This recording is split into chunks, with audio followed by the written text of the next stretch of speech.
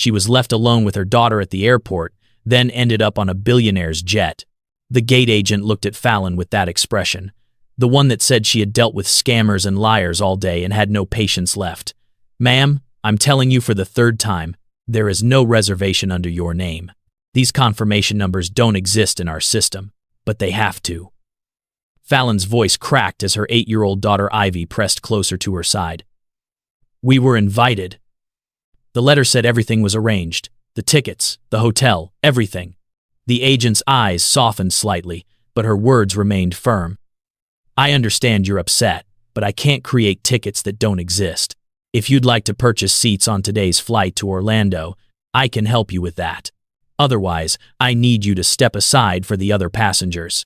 Welcome to Cedar Drama, where stories unfold and hearts connect in unexpected ways. Whether you just found us or you've been here from the start, these stories are made for people who understand deep emotions, complex love, and second chances. To our subscribers, your family here. Your comments and support mean everything. And if you're new, this story probably found you right when you needed it. Hit that subscribe button so you never miss a moment." Fallon looked down at Ivy, whose dark eyes were wide with confusion beneath the sparkly headband she had insisted on wearing for their special trip, the trip that was supposed to be a gift. The trip that was supposed to make up for all the birthdays and Christmases that had been too quiet, too small, too marked by absence since her daddy died. "How much?" Fallon heard herself ask. "How much are the tickets?" "For 2 passengers, last-minute booking." The agent clicked through her computer. "That would be $1,742. Fallon's bank account held $318. It was supposed to last until her next paycheck, until the electricity bill, until groceries, until all the things that single mothers counted in their sleep. She felt the tears coming and she hated herself for it. Hated that she was about to cry in front of all these strangers. In front of her daughter who still believed mothers could fix everything. That's when a voice behind her spoke. Calm and deep and certain. "Excuse me. I couldn't help but overhear. I have a plane leaving for Orlando in 40 minutes. Private flight. We have extra seats. You're both welcome to join us." Fallon spun around to find a man standing a respectful distance away. Tall, probably mid-30s, wearing a charcoal suit that probably cost more than her monthly rent. His eyes were dark and serious, but there was something in them that wasn't pity. Something that looked almost like recognition. "I don't know you," Fallon said, pulling Ivy closer. The man nodded slowly. "You're right to be cautious. My name is Cade Merrick. I'm not trying to rescue you or take advantage of you. I'm trying to do something decent because someone needs to." Ivy tugged on Fallon's sleeve. "Mama, is he a prince?" The man's face flickered with something that might have been pain, then softened into the smallest smile. "Not a prince. Just someone who understands what it's like when the world pulls the floor out from under you." And that's where this story really begins. Not with the prince or the private jet, but with a mother who thought she was giving her daughter a dream, only to discover it was a nightmare designed by someone who wanted to watch her break.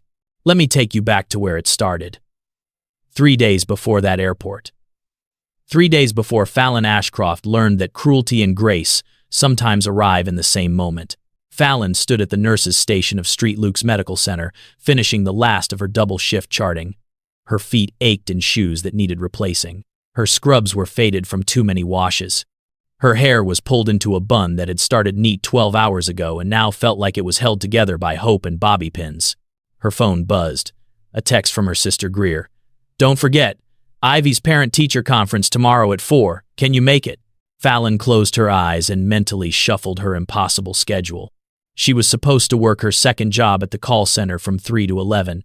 Missing it meant missing $70 she desperately needed. But missing Ivy's conference wasn't an option. She texted back, "I'll be there." The response was immediate. "You're going to run yourself into the ground, Fal. Already there, just running on fumes now." Fallon added a smiley face emoji she didn't feel and shoved her phone into her bag. The drive home took her through neighborhoods that got progressively less maintained, past houses that had been foreclosed during the recession and never quite recovered, past the park where she used to bring Ivy when Wyatt was alive, when they had time for things like parks and picnics and pretending the world was safe. Their apartment was on the second floor of a building that the landlord had promised to paint 3 years ago. Fallon climbed the stairs and found her neighbor, Mrs.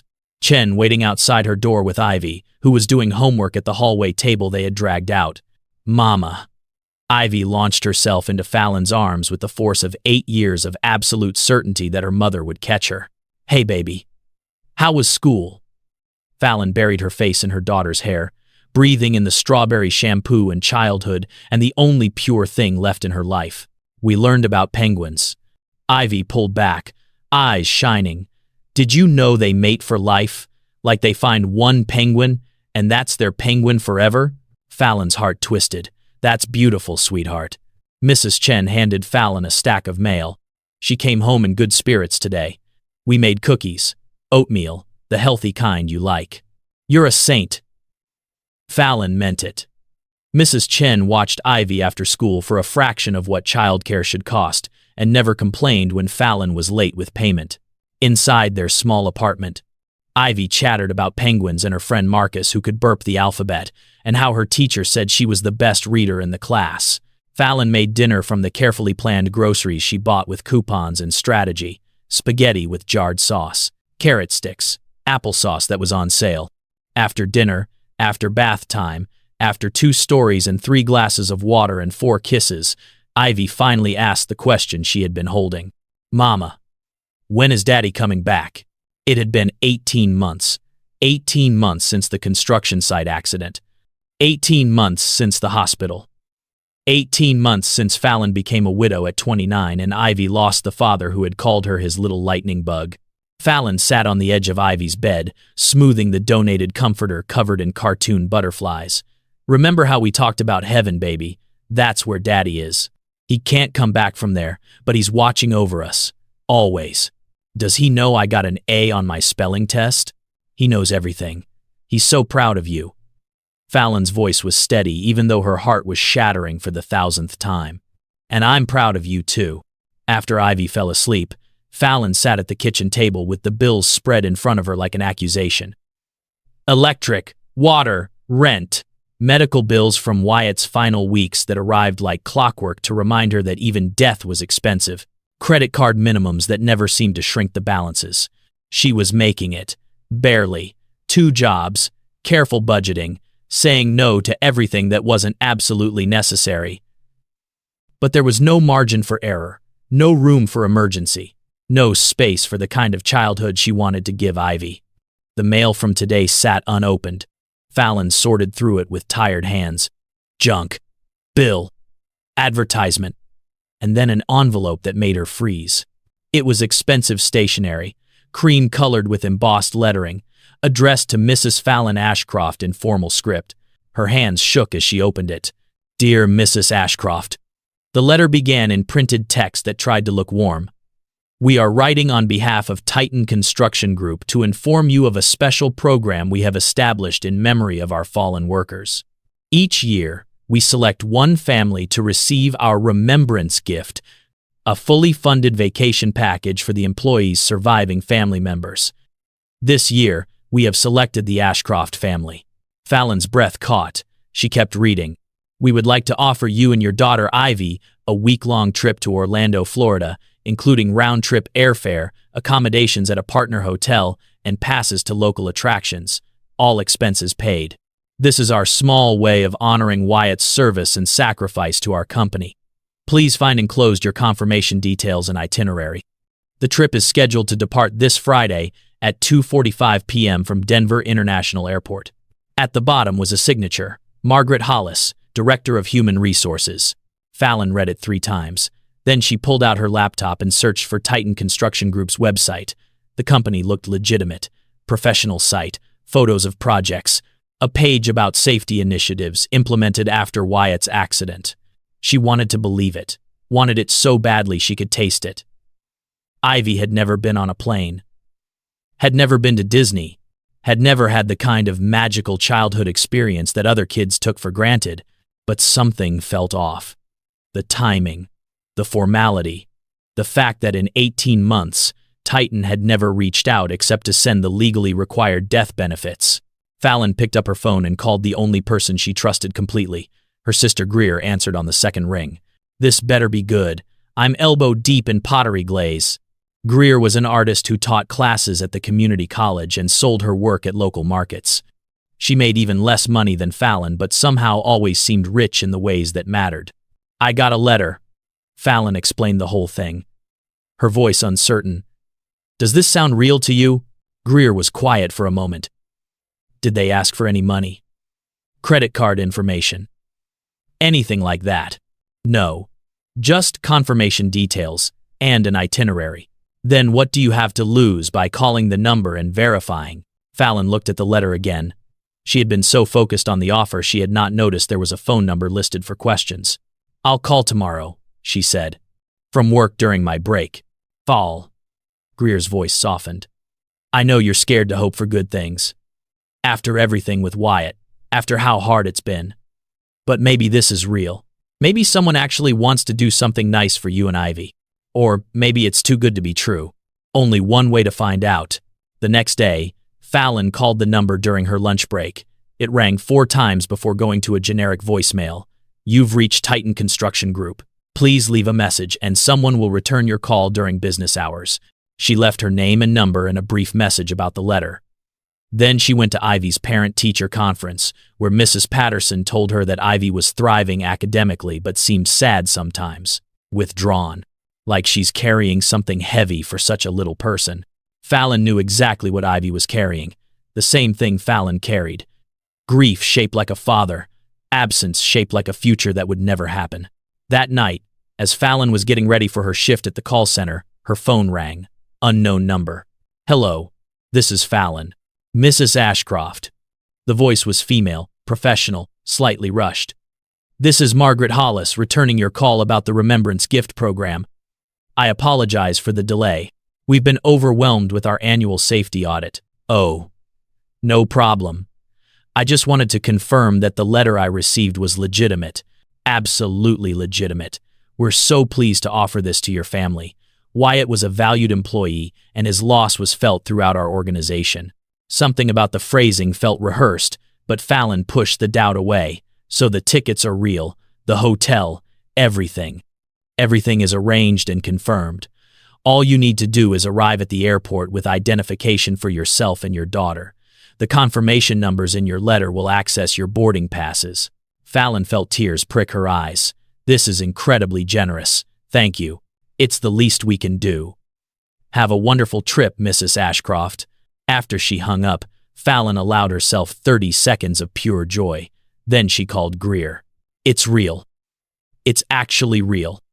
We're going to Orlando." Greer's squeal was loud enough that Fallon had to pull the phone away from her ear. Ivy is going to lose her mind. And she did.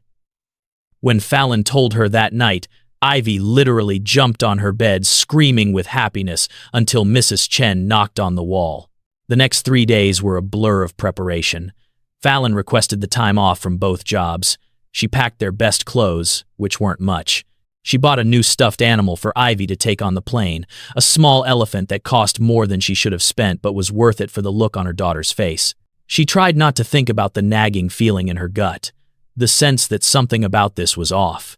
She told herself she was being paranoid, traumatized by loss into distrusting good fortune. The morning of the flight, Ivy woke up at 5 a.m. even though they didn't need to leave until noon. She wore her favorite dress, a purple cotton thing with flowers that she had outgrown slightly but refused to abandon. She carried her new elephant and her small backpack with coloring books and snacks. "You look beautiful, baby," Fallon said, braiding Ivy's dark hair. "Do you think Daddy can see us?" Ivy asked. "From heaven. I think he has the best seat in the house." They took a ride share to the airport because parking for a week would have cost more than Fallon could justify. The driver was chatty and kind, asking where they were headed, exclaiming over Ivy's excitement. Denver International Airport was chaos, summer travel season in full swing. Families everywhere with their roller bags and their tired children and their easy assumption that trips like this were normal. Fallon held Ivy's hand tightly as they navigated to the check-in kiosks. She entered the confirmation number from the letter. The screen blinked, then showed an error message. "Confirmation not found." Fallon's stomach dropped. She tried again. Same result. "Maybe it's the wrong terminal," she said to Ivy, forcing brightness into her voice. Let's go to the ticket counter. The line at the ticket counter snaked back and forth. 40 minutes of waiting while Ivy asked questions and bounced with excitement, and Fallon's sense of dread grew heavier. When they finally reached the counter, the agent was a tired-looking woman with reading glasses on a chain. She took Fallon's letter and examined it with professional skepticism. Let me look this up. She clicked through her computer. Confirmation number doesn't show in our system. There must be a mistake. Fallon kept her voice calm. I called and confirmed with the company. They said everything was arranged. Ma'am, I'm showing no reservation under your name, no tickets issued, nothing. That's impossible. Fallon pulled out her phone. I'll call them right now. She dialed the number from the letter. It rang once, then a recorded message. The number you have dialed is not in service. Fallon's hands went cold. She tried again, same message. Is everything okay, Mama? Ivy's voice was small. Everything's fine, sweetheart. Just a little mix-up. Fallon looked at the agent. There has to be something. Please check again. Ashcroft. Fallon and Ivy Ashcroft. The agent's expression had shifted from skepticism to pity, which was somehow worse. Ma'am, I've checked every way I know how. There are no tickets, no reservation. I'm sorry. The words hit like a physical blow. Fallon felt the airport tilt around her. This couldn't be happening. This couldn't be real. But they sent a letter. She heard herself saying, They called me back. They confirmed everything. The agent glanced at the growing line behind Fallon. If you'd like to purchase tickets, I can help you. Otherwise, how much are tickets? Fallon already knew she couldn't afford them, but she had to ask. For 2 passengers to Orlando, departing today. The agent clicked through screens. $1,742. The number was impossible. Insurmountable. A wall between Fallon and her daughter's happiness. Can you step aside, please? The agent's voice was gentle but firm. So I can help the next passenger. Fallon picked up their bags with numb hands. Come on, Ivy, she managed. But Mama, what about our trip? Ivy's eyes were filling with tears. I just need to make a phone call, baby. Figure out what happened. Fallon's voice sounded strange to her own ears. Distant. She found a quiet corner near gate B27 and tried the number again, still disconnected. She searched online for Titan Construction Group's main number, called and was transferred 3 times before reaching someone in HR. Remembrance Gift Program. The woman on the phone sounded confused. Ma'am, we don't have any such program. Are you sure you contacted the right company? Fallon described the letter. The signature. Everything. I'm sorry, but Margaret Hollis hasn't worked here in over a year, and we definitely don't offer vacation packages to families. That's not something we have the budget for. The words were polite, but they might as well have been bullets. So this is a scam, Fallon said flatly. It sounds like it. I'm very sorry. You should report this to the police and… Fallon hung up. She sat in the hard plastic chair and stared at nothing, while Ivy pressed against her side asking questions she couldn't answer. Then she saw it. A cream-colored envelope tucked into the side pocket of her purse. She hadn't put it there, didn't remember it being there. With shaking hands, she pulled it out and opened it. The note inside was handwritten. Elegant script on expensive stationery. Fallon. You killed my son. You distracted him with your needs and your poverty and your drain on his life. Wyatt was working himself to death to support you, and that's exactly what happened. He died because of you. I wanted you to feel what it's like to have something precious stolen, to have hope ripped away, to watch your child's heart break and know it's your fault. Consider us even. Constance Ashcroft. Wyatt's mother. The woman who had blamed Fallon from the moment of the accident, who had said at the funeral that Wyatt would still be alive if he had married someone from their own class, someone who didn't need so much. Fallon read the note 3 times before the reality settled into her bones. This had been planned, orchestrated, a deliberate act of cruelty designed to humiliate her, to hurt her, to make sure she knew she was worthless. Mama, Ivy's voice broke through. Why are you crying? Fallon looked down at her daughter's face and something inside her shattered. She had tried so hard, had worked 2 jobs, had sacrificed everything, had held them together through impossible grief. And someone had decided that wasn't enough, that she deserved to be punished, that her daughter deserved to be collateral damage. She pulled Ivy close and let herself cry in the middle of Denver International Airport while travelers streamed past them like water around stones. She cried for Wyatt, who had loved her despite his mother's disapproval, for Ivy, who didn't understand why the world was so cruel, for herself and the exhaustion of trying to survive in a system designed to break people like her. "I'm sorry, baby," she whispered into Ivy's hair. "I'm so sorry." "It's okay, Mama." Ivy patted her back with small hands. "We can have an adventure here. We don't need a plane." The words were so innocent, so trusting, so completely unaware that adventures required money Fallon didn't have, that they couldn't even afford a hotel room for the night, that they were stranded in an airport with nowhere to go and no way home until Fallon's next paycheck cleared. She needed to figure this out, needed to be the mother who solved problems. But for just a moment, she let herself sit in the wreckage of this terrible day and feel every bit of the pain Constance had wanted to inflict. That's when she felt it, the sensation of being watched. Fallon looked up and across the terminal. Through the crowd of travelers, she saw him. A man standing near the windows of what looked like a private aviation lounge, tall and still, and staring directly at her with an expression she couldn't quite read. Their eyes met for a fraction of a second before he turned away. But something about that moment, that brief connection, felt significant in a way Fallon didn't understand. She wiped her eyes and tried to focus on practical matters. She opened her phone and checked her bank balance. $318. She looked up hotels near the airport. The cheapest was $140 a night, which meant 2 nights maximum and then no money for food or gas or anything else. Maybe they could sleep in the airport. People did that, right? She could find a quiet corner. Keep Ivy safe. Wait until she could figure out a plan. "Excuse me." The voice made her jump. Fallon looked up to find a man standing a respectful distance away. Not the same man from across the terminal, but someone else. Older, professional-looking, with kind eyes. "I'm sorry to bother you," he said, "but I work for the airport's family services program. One of our staff noticed you seemed distressed and asked me to check if you needed any assistance." Fallon felt her defenses rise immediately. "We're fine, thank you." The man nodded slowly. "Of course. I just wanted to let you know we have resources if you need them. A quiet room if you need privacy. Phone charging stations. Information about lodging assistance programs." The kindness in his voice was almost worse than the cruelty in Constance's note. Fallon felt fresh tears threatening. "We're waiting for someone," she lied. "But thank you." He handed her a card. "If that changes, we're here." After he left, Fallon stared at the card. Martin Chen, Family Services Coordinator. She tucked it into her pocket and tried to formulate a plan. That's when her phone rang. Unknown number again. For a wild moment, she thought maybe it was the airline. Maybe there had been a mistake. Maybe the tickets were real after all, and this was all a terrible misunderstanding. "Hello, Fallon." The voice was cold and familiar. Constance.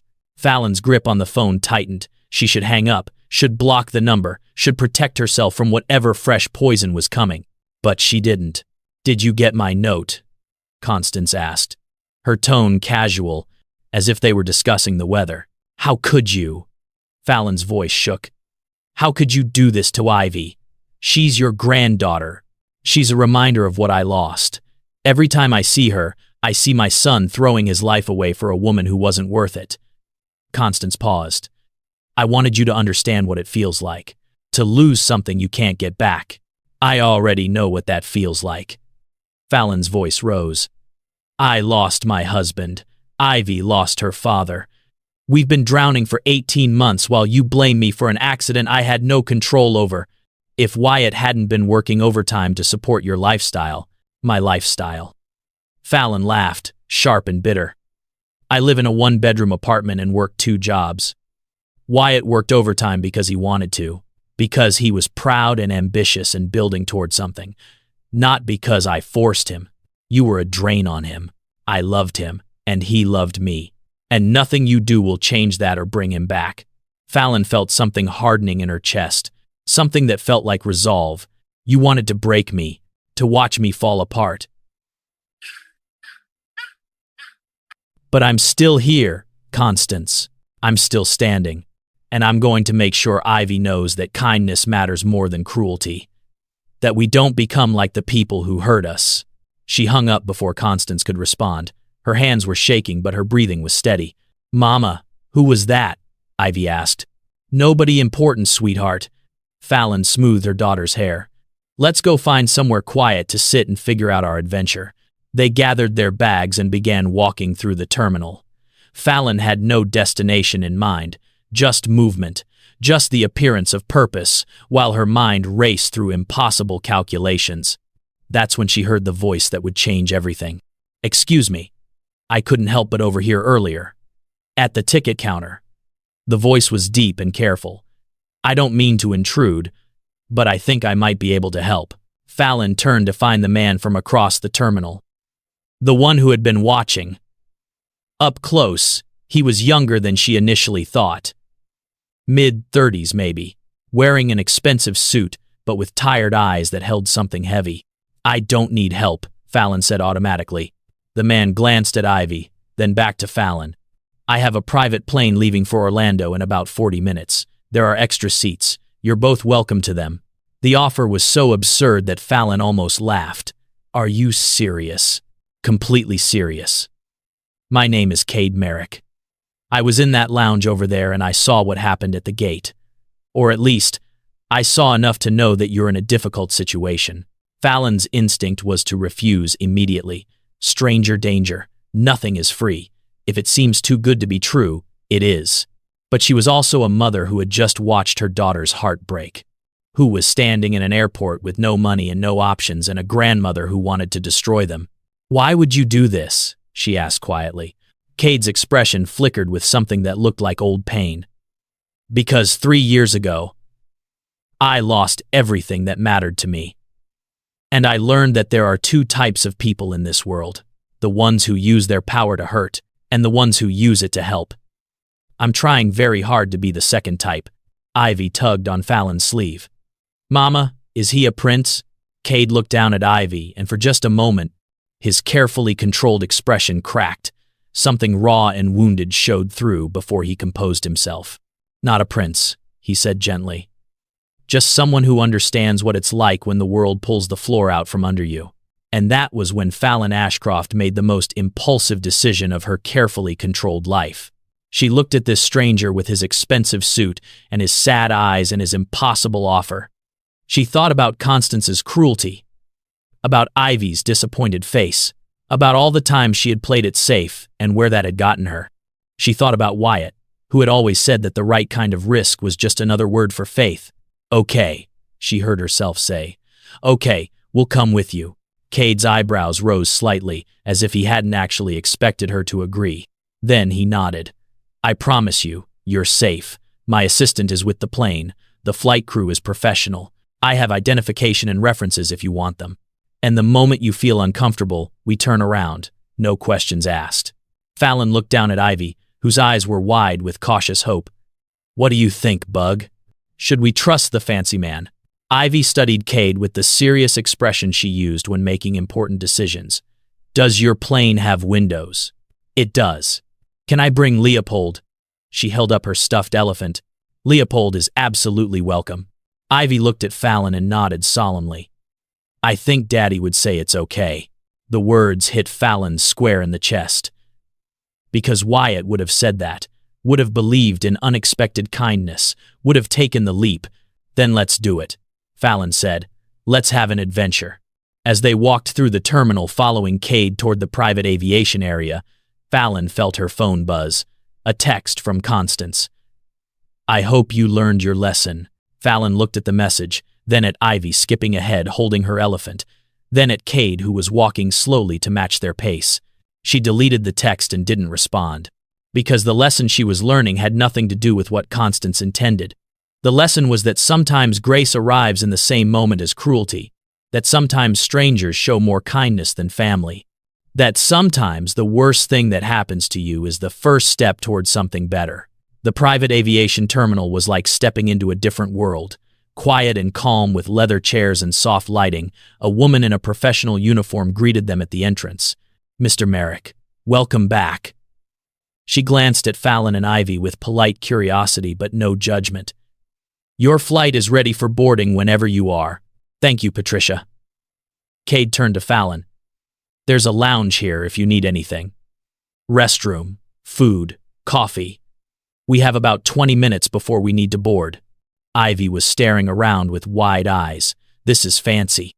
"It is a bit." Cade agreed. "Would you like some juice?" "I think they have apple or orange." "Apple, please." Ivy remembered her manners. "Please, and thank you." While Cade went to get drinks, Fallon pulled out her phone and called Greer. Her sister answered immediately. "Are you at the airport? Did you board? How's Ivy?" "Greer, I need to tell you something and I need you not to freak out." There was a pause. "Those are literally the words that guarantee I'm going to freak out." "The tickets were fake," Fallon said quickly. It was Constance. "She set the whole thing up as some kind of revenge. We're stranded at the airport." "That absolute." Greer caught herself. "Where are you now? Do you need me to come get you?"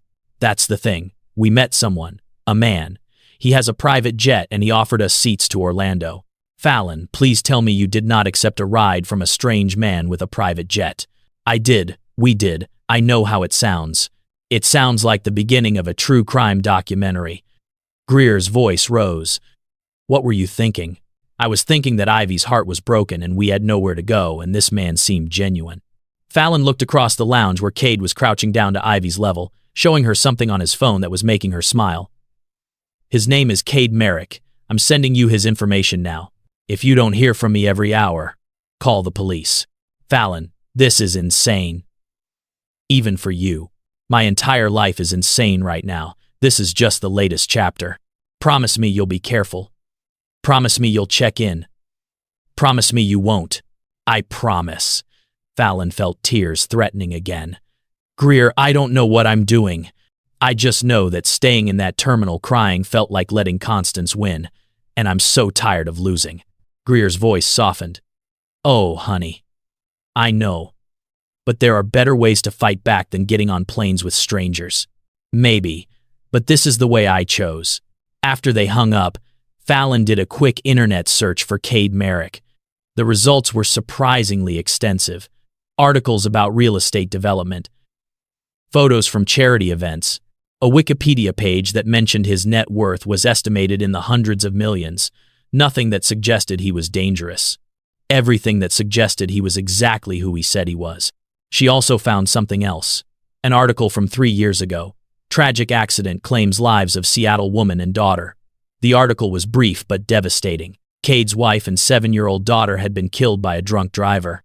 The case had gone to trial. The driver had been convicted. Fallon's throat tightened. She understood now why his eyes looked like they carried weight, why he had flinched when he looked at Ivy, why he understood about floors being pulled out from under you. Cade returned with juice for Ivy and coffee for Fallon. "The boarding call is ready whenever you are. No rush."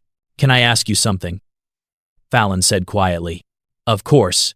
Why are you really doing this? And please, don't say it's just to be nice. Nobody gives strangers a free flight to Orlando just to be nice." Cade sat down across from her, his expression serious. "You're right. It's not just to be nice. It's because I saw what happened at that gate and I recognized it. The cruelty, the powerlessness, the trying to hold yourself together for your kid while your world falls apart." He paused, choosing his words carefully. 3 years ago, I would have walked past you without a second thought. I was too busy building my empire to notice anyone else's pain. But I learned the hard way that empires don't mean anything when you lose what actually matters. So now I notice. And when I can do something, I do it. "I read about your family," Fallon said softly. "I'm so sorry." Cade's jaw tightened. Then he nodded. "Thank you. Is that why you're going to Orlando?" "Business. Actually, I'm going to close on a property sale. A hotel I've been trying to offload for 2 years. I hate Orlando. Too many memories. But sometimes you have to go back to the places that hurt you to finally let them go." Ivy appeared at Cade's elbow. "Mr. Merrick, Is your plane really real? My friend Marcus said private planes are only in movies. Your friend Marcus has clearly never met the right people. Cade smiled at her. Would you like to see it? The plane was smaller than a commercial jet, but impossibly luxurious. Cream leather seats that looked like they belonged in a living room. Polished wood tables. Windows that were bigger and clearer than any Fallon had seen on a plane. This is like a spaceship, Ivy breathed. Better than a spaceship, Cade said. This one has snacks. A man in a pilot's uniform approached. Mr. Merrick, we're ready for departure whenever you give the word. Thank you, James. Cade gestured to Fallon and Ivy. These are my guests. Please make sure they're comfortable. The co-pilot, a woman with kind eyes, smiled at Ivy. Have you ever been on a plane before? Ivy shook her head, suddenly shy. Well, you picked a great one for your first time. I'm Captain Sarah. If you want, you can come see the cockpit after we take off. Ivy's eyes went wide. Really?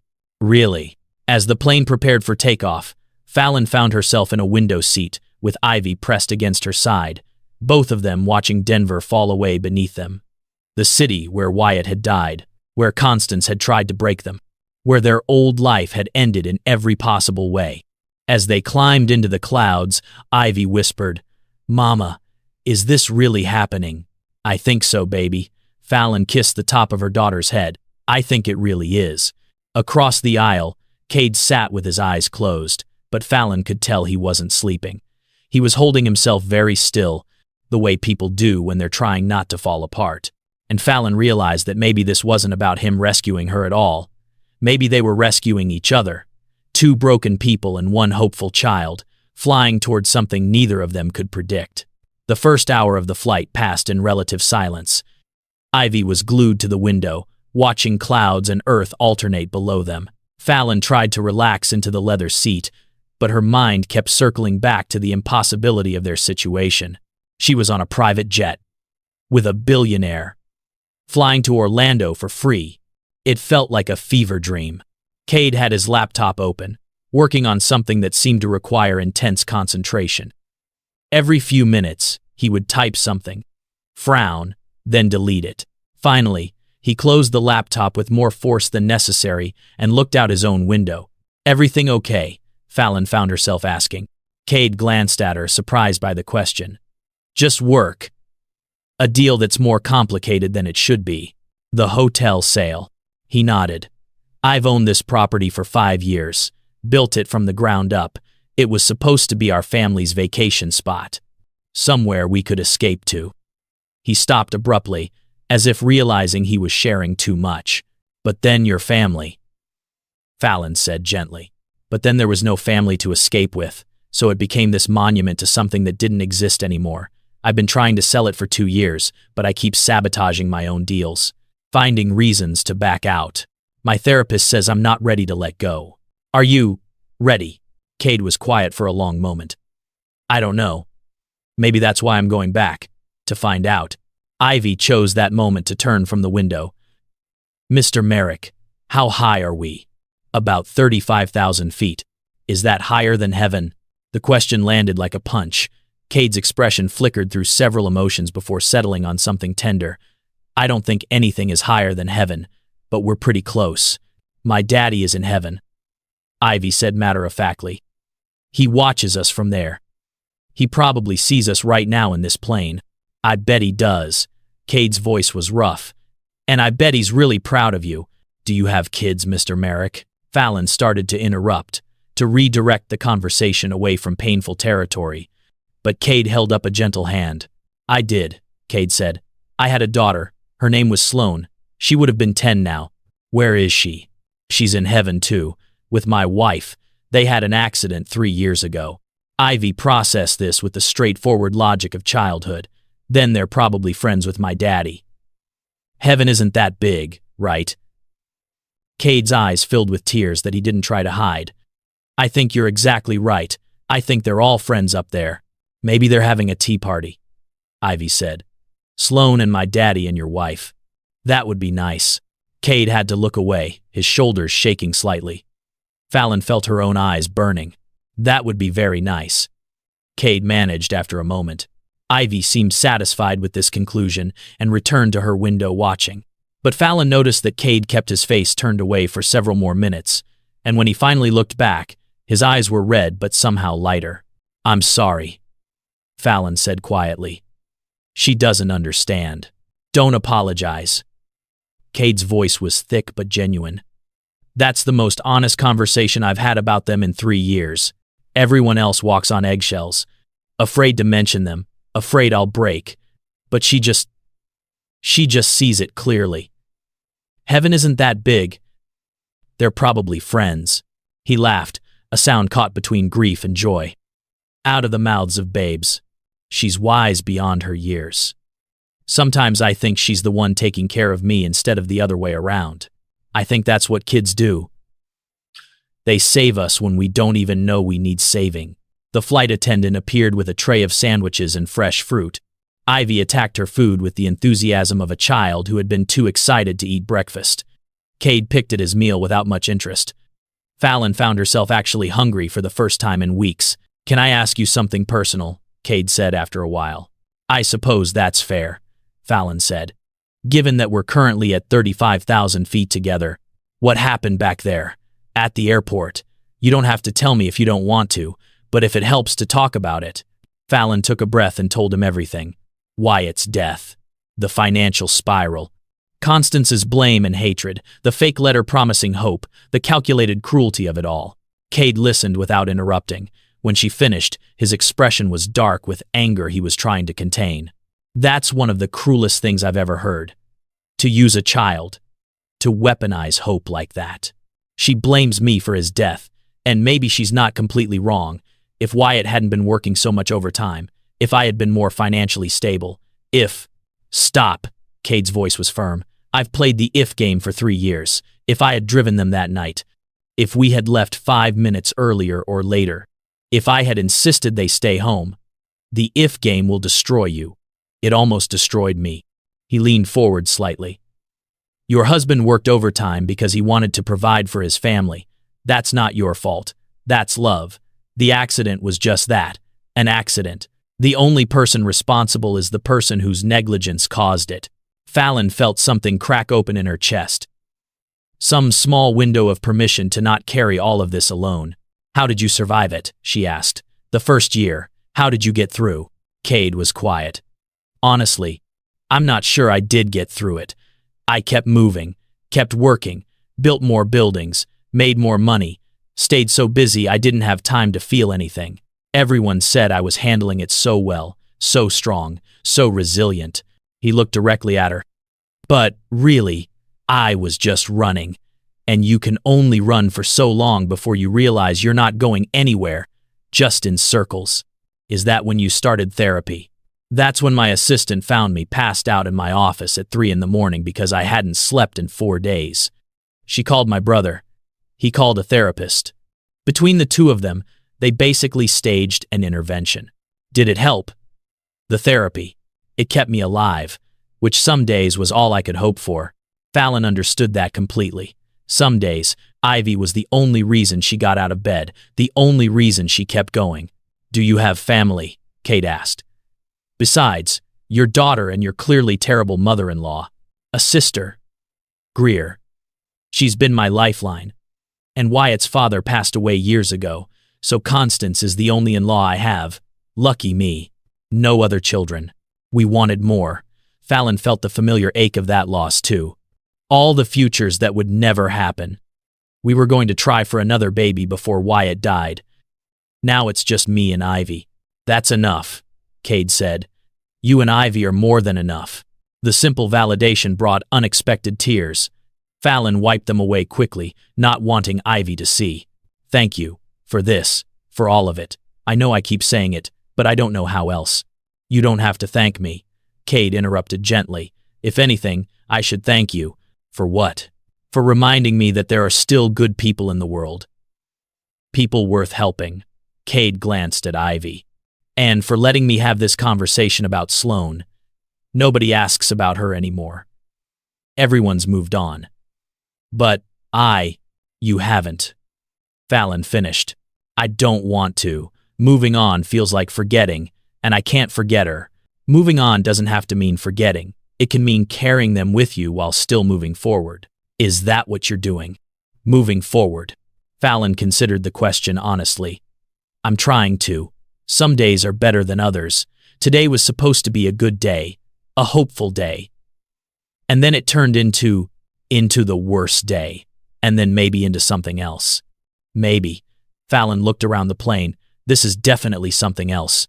When we land, Cade said carefully, I want to make you an offer. And I want you to hear me out before you refuse. Okay, the hotel I'm selling, it's actually a small luxury property right near Disney. I still own it for another 72 hours until the sale closes. I'd like you and Ivy to stay there for the week as my guests. Fallon opened her mouth to protest, but Cade held up a hand. Before you say no, this isn't charity. I'm not trying to rescue you or make you feel obligated. The rooms would be empty anyway. The staff is already being paid. You being there costs me literally nothing.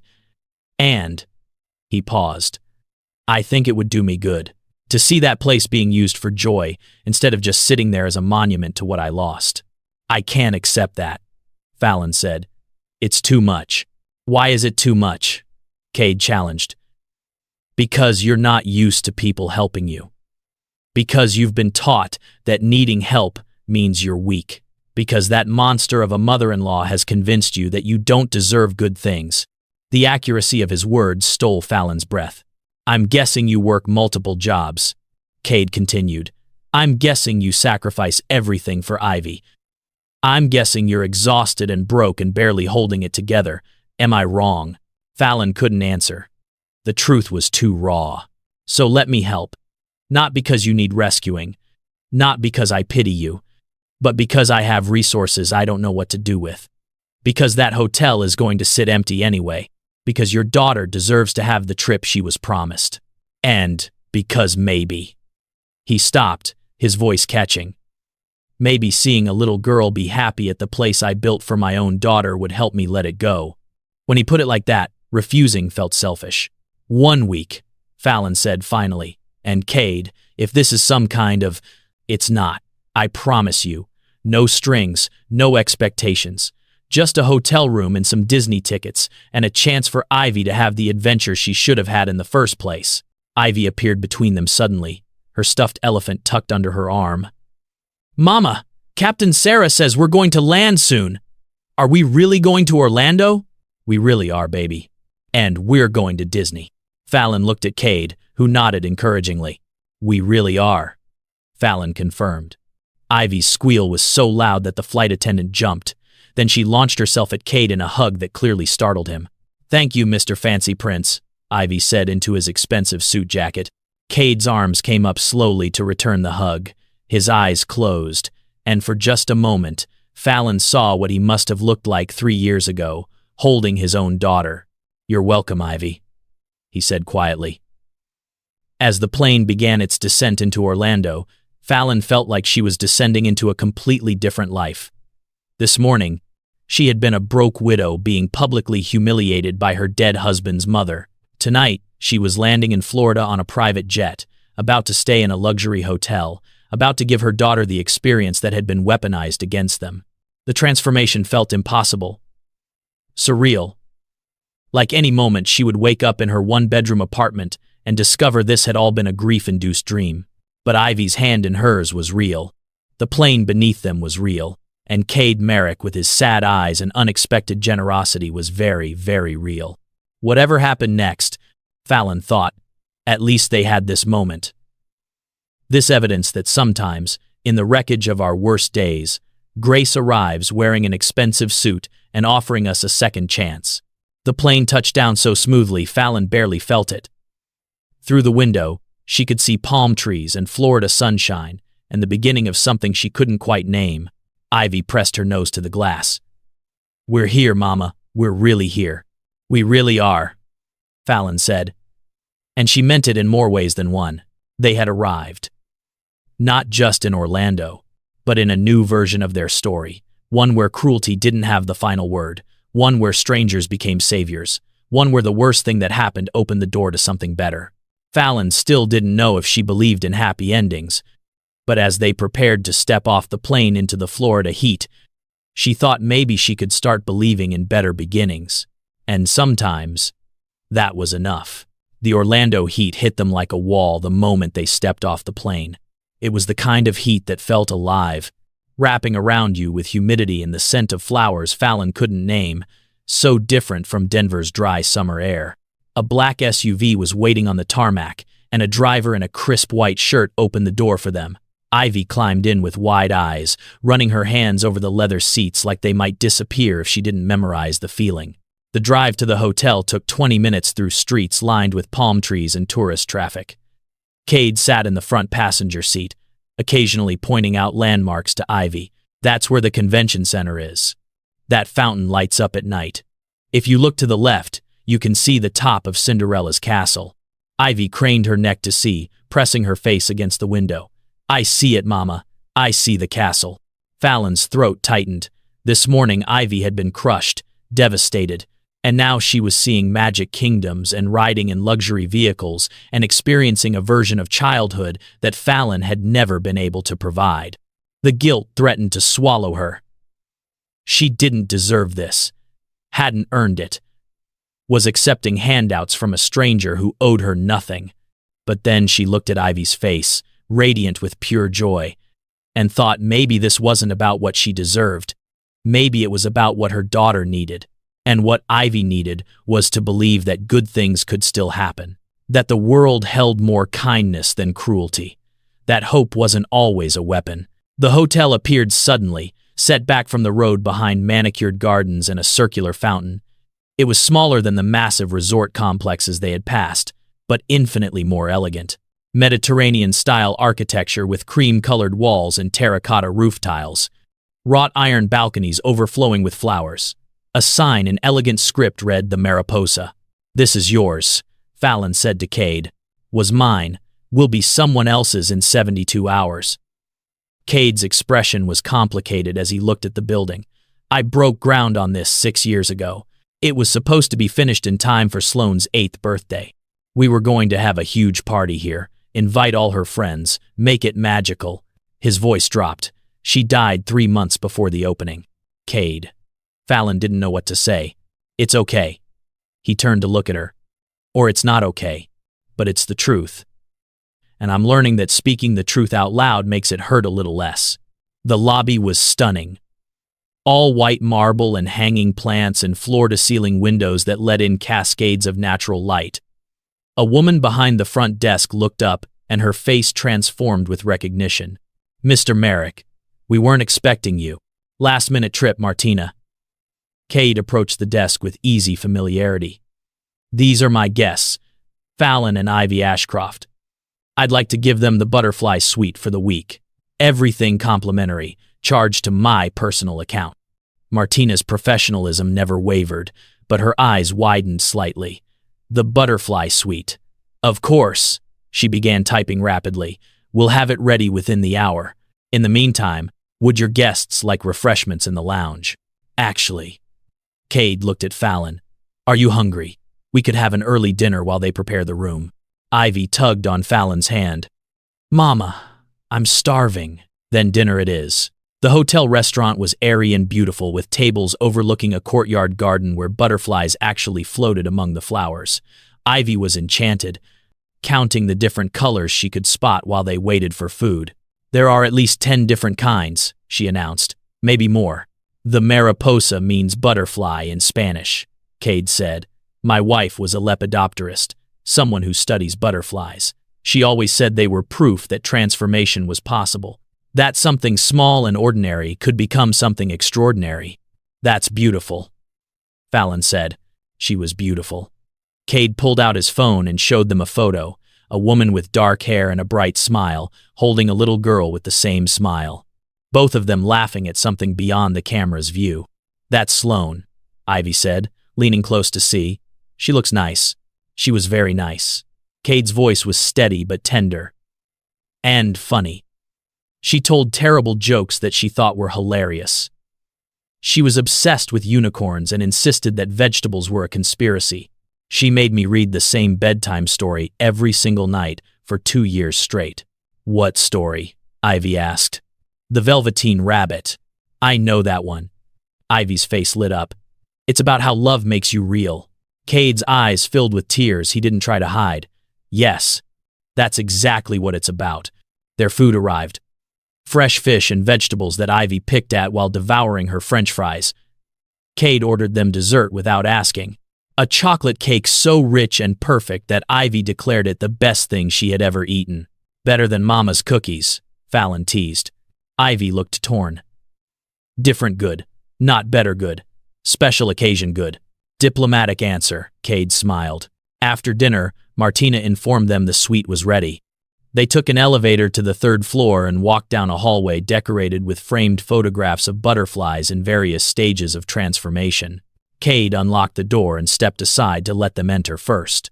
Fallon heard Ivy's gasp before she saw the room herself.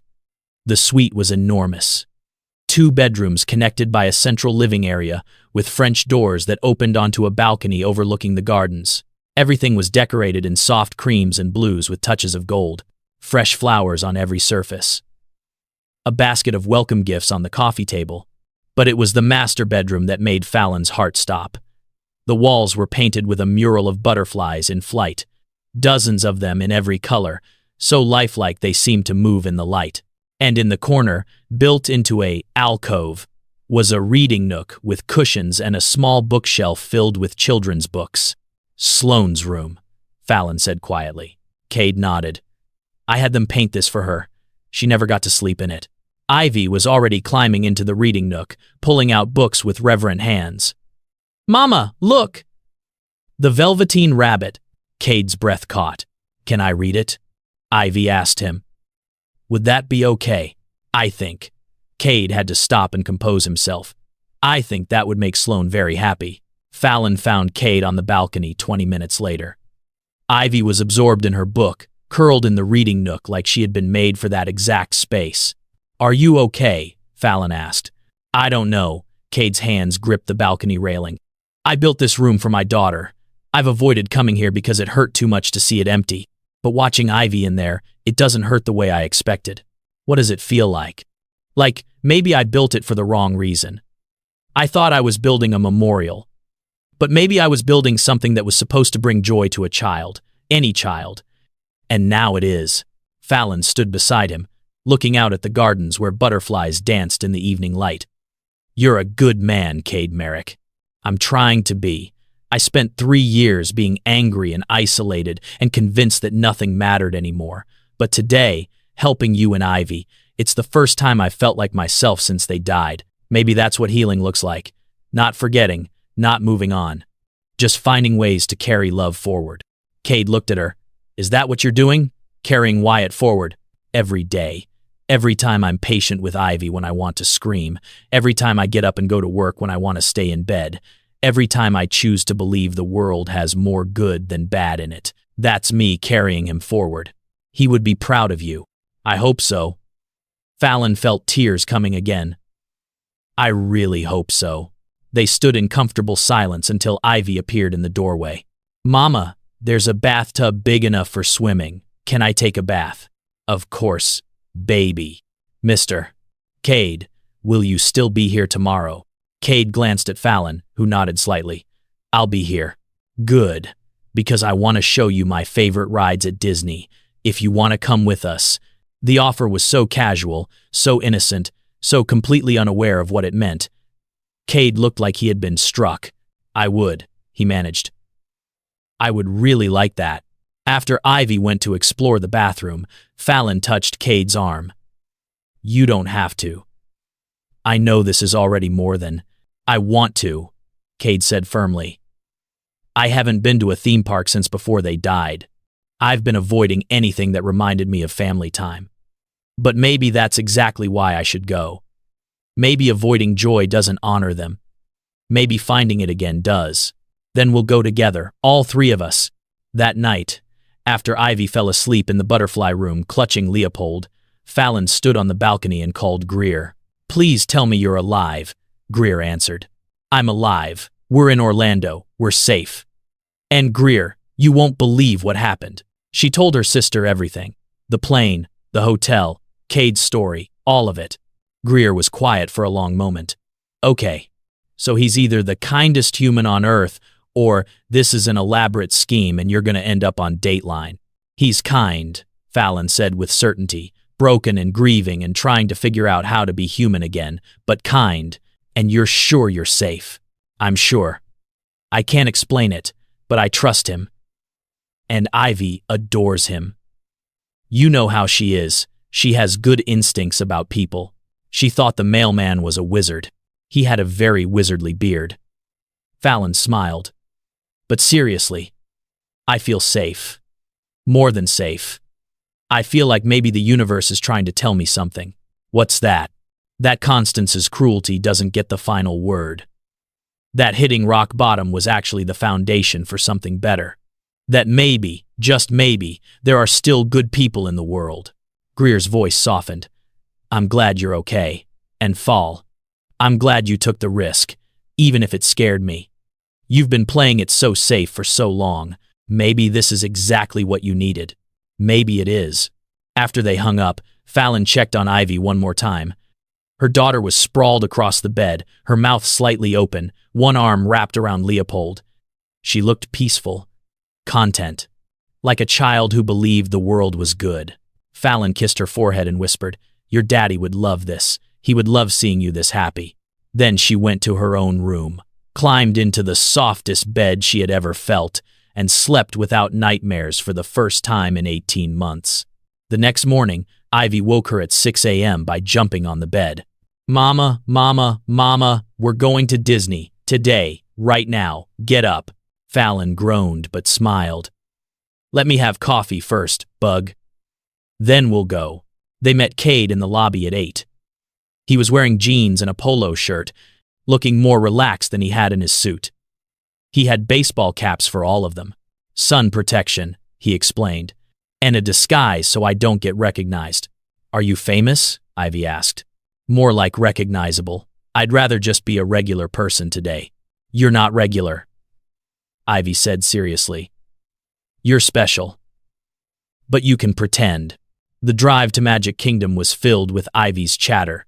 She had memorized the map the night before and had a whole itinerary planned.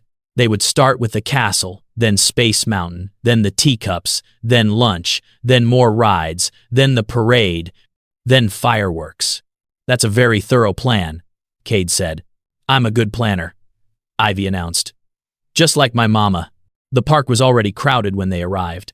Families everywhere with their matching t-shirts and strollers and expectations of perfect memories. Fallon felt a flutter of anxiety. This was supposed to be Ivy's perfect day. What if something went wrong? What if she couldn't afford the food or souvenirs? What if? Cade seemed to sense her spiraling. Everything is taken care of, he said quietly.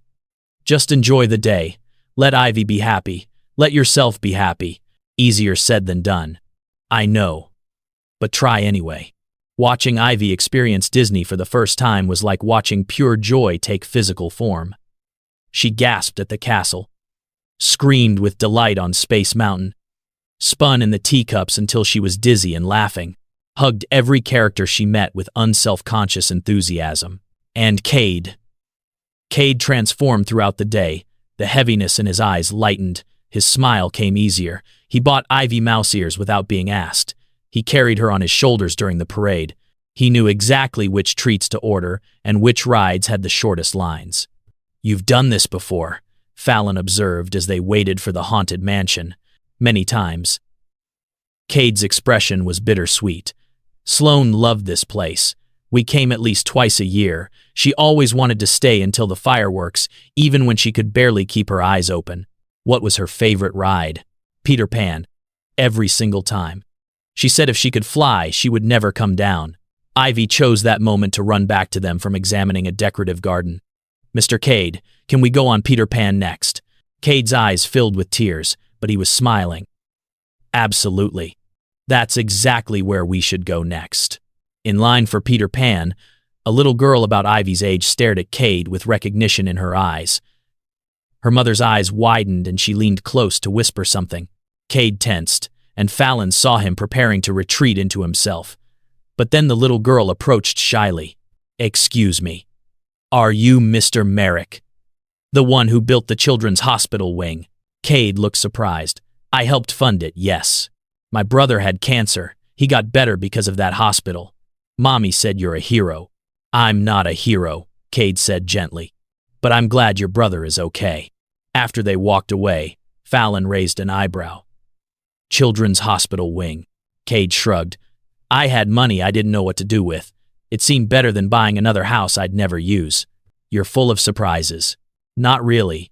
Just trying to figure out how to live with myself. You're doing better than you think. The day stretched into evening. They ate too much sugar and rode too many rides and took too many photos. Ivy held both their hands as they walked down Main Street, swinging between them like she had done this 1,000 times before.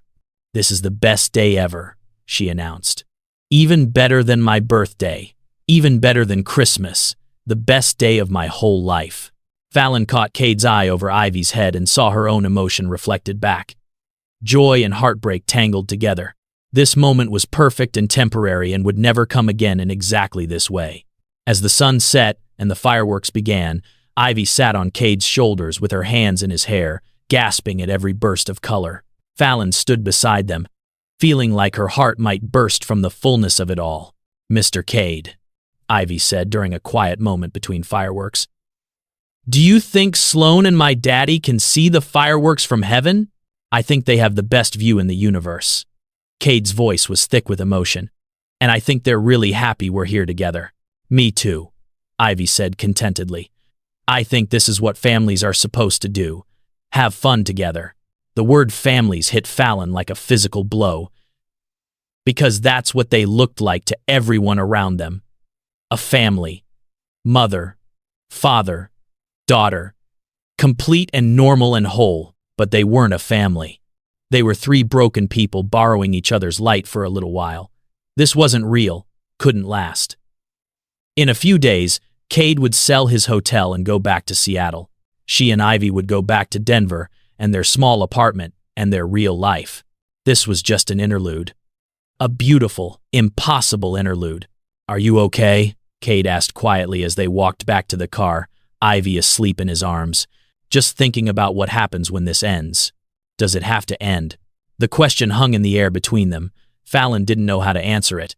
I don't really want to talk about this if that's okay. But when you think about this whole crazy journey, it reminds you that sometimes the worst moments lead to the best changes. Right. Sometimes the people who show up in your darkest hour become your greatest blessing. If this story is hitting you in the feels, go ahead and smash that like button, share this with someone who needs to hear it, and drop a comment telling me about a time someone's unexpected kindness changed your life. I read every single one. Back at the hotel, Cade carried Ivy to her room while Fallon pulled back the covers. They tucked her in together, moving in synchrony like they had done this 100 times. On the balcony afterward, they sat in silence for a while. The Florida night was warm and filled with the sound of crickets and distant music from the hotel bar. Thank you, Fallon said finally. For today. For all of it. I don't have words for what this meant. You don't need words.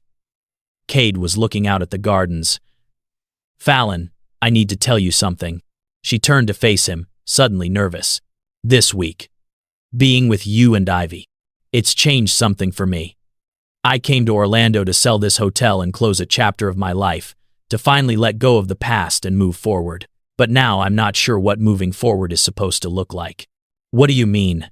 I mean, I've spent 3 years building walls, keeping everyone at a distance, telling myself that caring about people just means more loss, more pain. But Ivy broke through all of that in about 5 minutes. And you, he turned to look at her, you make me remember what it feels like to want to be better, to try harder, to believe that maybe life isn't over just because the people I loved most are gone. Cade, I don't know what to say. You don't have to say anything. I'm not asking you for anything. I just wanted you to know that this week matters to me. You matter to me. Both of you. Fallon felt tears starting. You matter to us too. Ivy hasn't smiled like this since before Wyatt died, and I haven't felt this much hope in so long I forgot what it was like. So what do we do? When the week ends, I don't know. I have to go back to Denver. To my jobs. To my real life. What if your real life could be different? What if you didn't have to go back to struggling and working yourself to death just to survive? Are you offering me something? Maybe. I don't know. Cade ran his hand through his hair. I'm not trying to swoop in and rescue you. I'm not trying to buy your affection or make you dependent on me. But I do have resources and connections. And if you wanted a fresh start somewhere new, I could help make that happen. Like where? Like Seattle.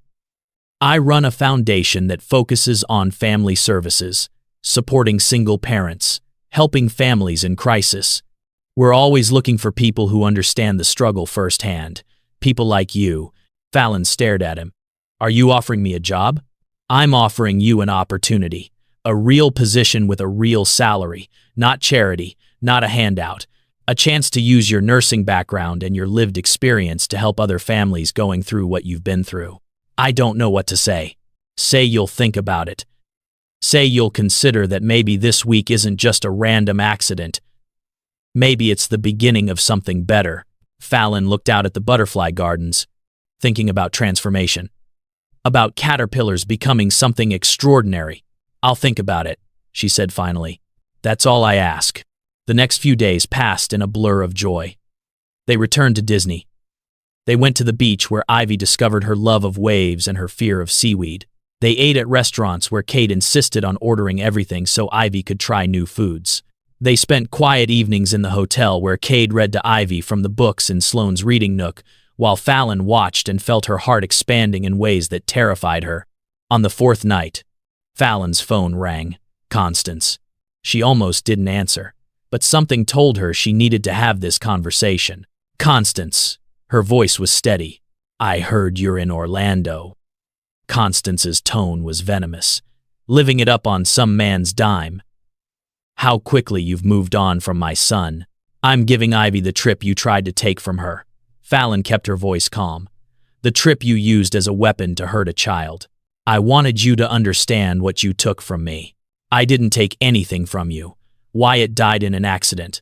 A terrible, tragic accident that none of us could have prevented. And you've spent 18 months making both of us pay for something that wasn't anyone's fault. He was my son, and he was my husband, and he was Ivy's father. We all lost him. But only one of us is using that loss as an excuse to be cruel. Constance was quiet for a moment. You think you've won. You think this little vacation makes up for what you did. I'm not trying to win anything. I'm trying to survive, to give my daughter a childhood that includes joy instead of just grief. To remember that Wyatt would want us to be happy, not destroyed. Fallon took a breath. And Constance, I forgive you. For the fake tickets, for the cruelty, for all of it. Not because you deserve it, but because carrying your hatred around is killing me and I'm done. I'm done letting you have power over our lives. Don't you dare. I'm done. Fallon repeated. You're not welcome in our lives anymore. Not until you can treat us with basic human decency. And if that day never comes, then we'll grieve that loss too and move forward anyway. You can't keep my granddaughter from me. Watch me. Fallon's voice was steel.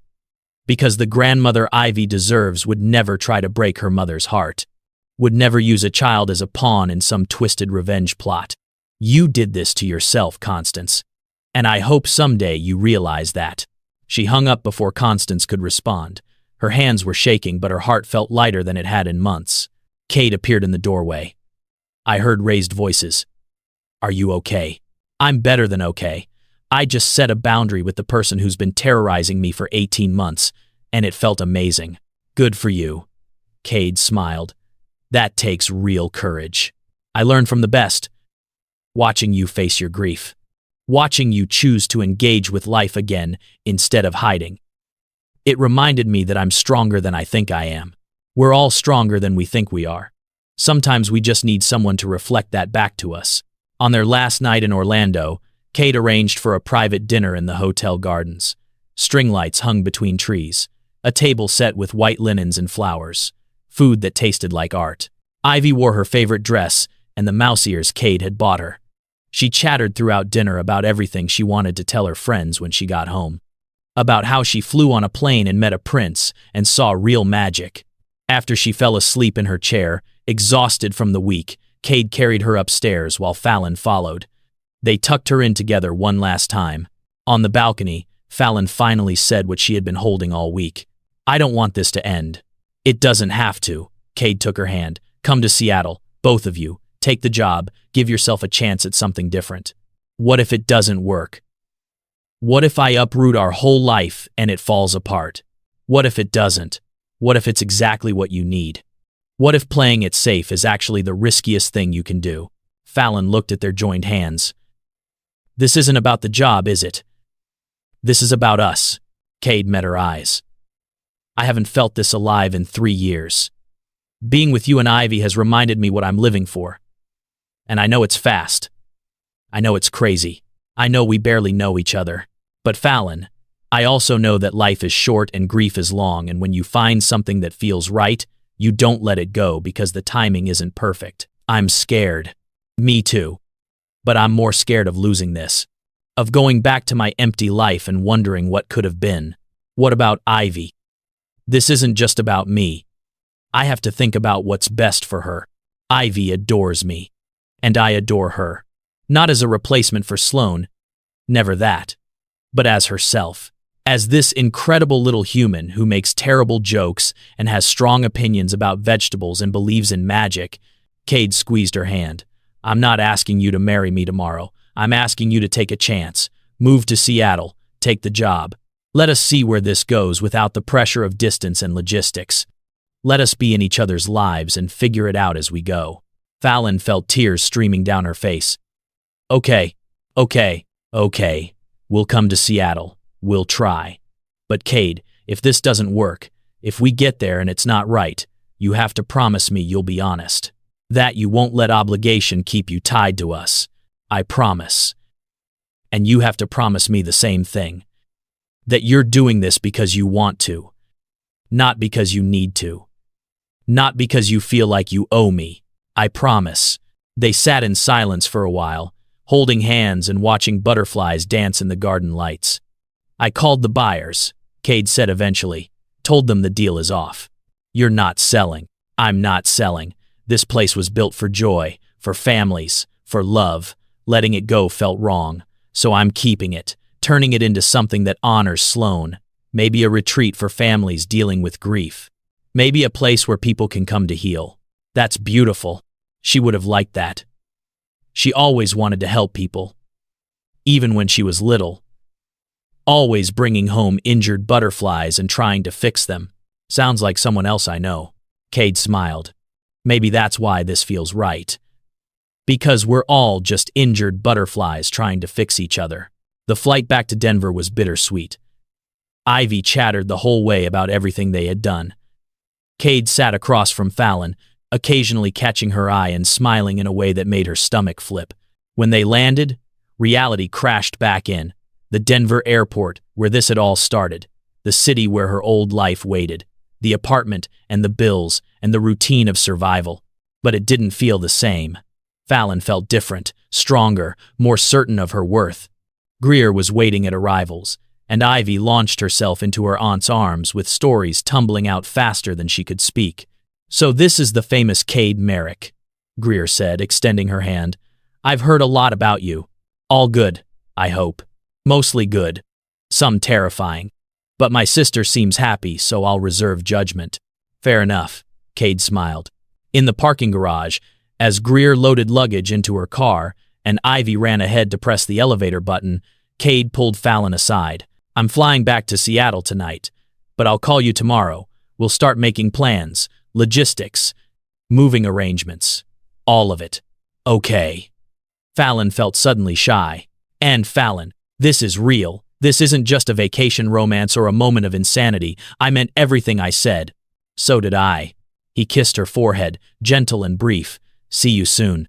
As Greer drove them home, Ivy fell asleep in the back seat. Greer glanced at Fallon. So, are you going to tell me what happened this week, or do I have to guess? Everything happened, Fallon said. Everything changed. And we're moving to Seattle. Greer nearly swerved off the road. You're what? Cade offered me a job. A real job with the foundation he runs. Working with families in crisis. And I said yes.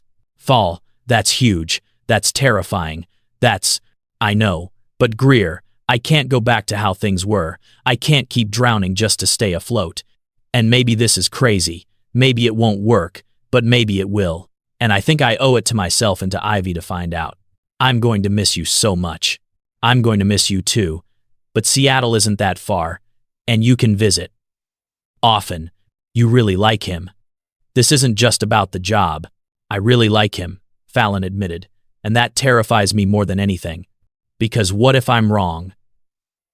What if I'm just desperate and broken and clinging to the first person who showed me kindness?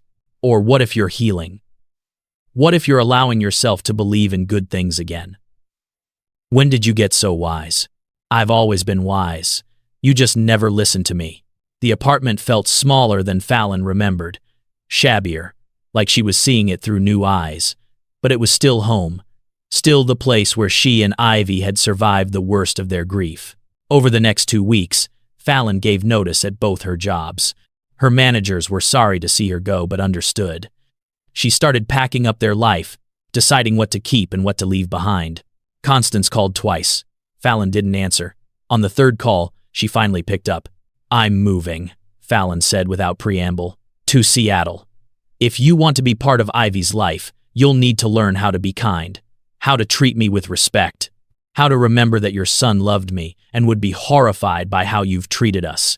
Constance was silent for a long moment. I don't know how to do that. Then, I suggest you figure it out. Because Ivy deserves a grandmother who builds her up instead of tearing her mother down. And until you can be that person, we're done. This time, when she hung up, it felt final, freeing. Cade called every day, sometimes twice. They talked about logistics and housing and school districts, but they also talked about everything else. Their fears and hopes, and the strange miracle of finding each other. He flew back to Denver to help with the move, showed up at her apartment with boxes and packing tape and patient hands. Ivy threw herself at him like he had been gone for years instead of weeks. Mr. Cade, you came back. Of course I came back. I promised, didn't I? Over pizza that night, Ivy asked the question Fallon had been dreading. Mr. Cade, are you going to be my new daddy? The room went silent. Fallon froze. Cade set down his pizza and looked at Ivy seriously. Your daddy was a very special person, and nobody can replace him or take his place. He's always going to be your daddy, and he's always going to love you from heaven. Cade paused. But I would like to be someone important in your life. Someone you can count on. Someone who cares about you and your mama very much. Is that okay with you? Ivy considered this. Like a bonus grown up. Exactly like a bonus grown up. Okay, that sounds good. Ivy returned to her pizza, satisfied with this arrangement. Fallon caught Cade's eye and mouthed, thank you. The drive to Seattle took 2 days. Greer followed in her own car, refusing to let her sister make this journey alone. They stopped at roadside attractions and cheap motels. They sang along to the radio and played road trip games and slowly left their old life behind. Seattle appeared through morning fog, all gray skies, and water and evergreens. Beautiful, in a completely different way than Denver. Cade had arranged an apartment for them in a building he owned. Not a penthouse, not something ostentatious, just a comfortable 2-bedroom with big windows and a park nearby. Furnished and ready. Paid for the first 6 months until Fallon could get on her feet. I'll pay you back, she said when she saw it. You'll earn every penny through your work. Cade corrected. This isn't charity. This is an investment in someone I believe in. The job was everything he had promised. Real work with real impact. Fallon found herself using her nursing background to help families navigate medical crises, using her own experience to counsel other widows and single parents, making a difference in ways she had never imagined. Ivy started school and made friends immediately. She missed Denver but adapted with the resilience of children. And she had Cade, who showed up for school plays and soccer games and random Tuesday dinners like it was the most natural thing in the world. 3 months in, Fallon realized she hadn't just survived, she was thriving. 6 months in, Cade took her to dinner. A real date at a nice restaurant with candles and wine and nervous energy. I need to tell you something, he said over dessert. Okay. Fallon's heart raced. I'm falling in love with you. I know it's complicated, I know we're still figuring this out. I know you might not feel the same way, but I needed to say it out loud. You and Ivy have given me a reason to live again, and I'm so grateful for that. For you, Fallon felt tears starting. I'm falling in love with you too, and it terrifies me, because I've already lost one person I loved, and the thought of losing you, you won't lose me. Not if I can help it. Cade took her hand. I can't promise we'll never have hard times. I can't promise I won't sometimes be a mess when grief hits. But I can promise that I'm here, that I choose this, that I choose you. I choose you too. Okay, here's the truth, and you need to hear this. Sometimes your life falls apart so it can fall together in a better way. Sometimes the person who breaks you isn't meant to be in your story. And sometimes a stranger at an airport becomes the best thing that ever happened to you. If you're still watching, if you stayed for this whole journey, hit that subscribe button. Tell me in the comments about the moment your life changed directions. And share this with someone who needs to remember that their story isn't over. It's just getting good. 1 year after that devastating day at Denver International Airport, Fallon stood in the butterfly gardens of the Mariposa Hotel. Cade had invited families from the foundation for a weekend retreat, parents and children who were struggling with loss and trauma and grief. She watched Ivy help a younger child release a butterfly they had raised together. Watched Cade crouch down to comfort a father who had just lost his wife. Watched healing happen in real time. Greer appeared at her elbow. You did good, sis. We did good. All of us together. Are you happy? Fallon considered the question. She thought about Wyatt and how much she still missed him. About the hard days when grief still knocked her sideways. About the fear that still sometimes woke her at 3 a.m. But she also thought about Ivy's laughter, about the work that filled her days with purpose, about Cade and the love they were building together. Careful and intentional and real. I'm happy, she said. Not perfectly happy, not without pain, but happy in a way that feels earned. That feels true. That's the best kind of happy. That evening, Cade found Fallon on the balcony of the Butterfly Suite. The same balcony where they had first talked about possibilities, about transformation, about new beginnings. I have something for you, he said. He handed her an envelope. Inside was a photo. I want you to have this, Cade said. Not to replace your memories of Wyatt, but to remember that it's okay to have loved before, to carry them with us while still moving forward. Fallon felt tears streaming down her face. Thank you for trusting me with this. Thank you for showing me that moving forward doesn't mean forgetting, that I can honor what I lost while still building something new. He pulled out another photo. This one was recent. Fallon and Ivy and Cade at the park, all three of them caught mid-laugh, a candid moment of pure joy. This is what I want to build, Cade said. Not a replacement for what we lost, but something new, something that honors the past while embracing the future. Fallon looked at both photos.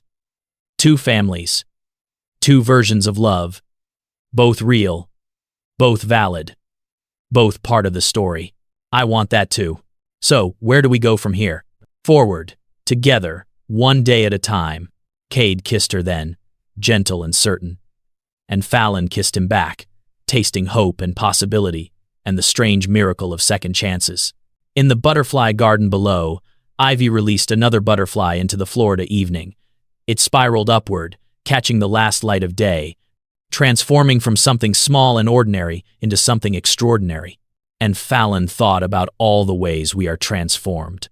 By loss and love, by cruelty and kindness, by the strangers who become family and the moments that break us open so the light can get in. She had been left alone at an airport with her daughter and her shattered dreams. And she had ended up on a billionaire's jet flying toward a future she never imagined. But more than that, she had ended up finding herself, finding her strength, finding proof that grace always has the last word if we are brave enough to receive it. The story that started with cruelty ended with kindness. The woman who thought she had lost everything discovered she had only lost what was holding her back.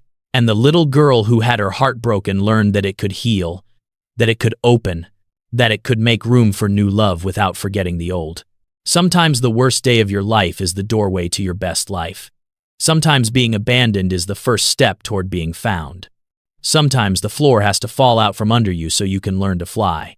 And sometimes, if you are very brave and very lucky, a stranger at an airport sees you when you feel most invisible, offers you a hand when you have fallen, reminds you that you are worthy of kindness, of hope, of transformation. Fallon Ashcroft had learned all of this and more. And as she stood on that balcony with Cade's hand in hers and Ivy's laughter floating up from the gardens, she understood that this was what redemption looked like. Not perfection, not the absence of pain, but the presence of love. The courage to try again. The faith that better things are possible even when the evidence suggests otherwise. She had been broken. She had been cruel. She had been abandoned. But she had also been brave. She had also been loved. She had also been transformed. And that made all the difference. Let me tell you what this story is really about. It's about understanding that your value isn't determined by the people who walk away. It's about learning that accepting help isn't weakness, it's wisdom. It's about discovering that the cruelty of one person can't destroy you if you're brave enough to accept the kindness of another. If this story moved you, if it reminded you of your own strength, make sure you're subscribed to Cedar Drama. Drop a comment with your story. Share this with someone who needs to hear it. Because we all need to be reminded sometimes that our worst moments don't write our final chapters. We do. And the best is yet to come.